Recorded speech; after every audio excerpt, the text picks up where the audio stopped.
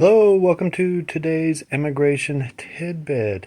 Okay, so there's a second part to this question where you basically say you have two DUIs and you want to know if you can apply for naturalization. Well, the first thing is that it sometimes depends what state you're in and what jurisdiction you're in as to whether or not you would be considered under immigration law, a compulsive drinker. Now, it depends when the DUIs were. Okay, if the DUIs were more than 5 years ago, then that most likely does not make you inadmissible. And if you have shown that you've been rehabilitated and so forth, then immigration cannot use that as the sole basis in which to deny naturalization. So I refer to this as a criminal naturalization, okay?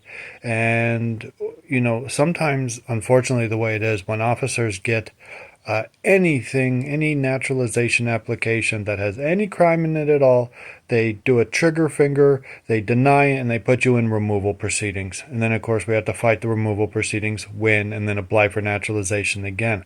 So when I, send in criminal naturalizations, of course, all of the crimes have to be disclosed. All of the documents proving the crime have to be disclosed. Just as a side note, there's some people who decide not to disclose their crimes. The crimes would have been problems in themselves, but when they didn't disclose the crimes, now immigration says they've committed fraud. So you can really make a naturalization paper bad if you don't do it right. So back to your question. If you have two that are more than 5 years old, submit the naturalization in a way that explains how you've been rehabilitated, why those crimes don't make you inadmissible, and how it cannot legally be used against you in fully deciding to grant or deny the naturalization. There'd be a decent chance that it would be approved.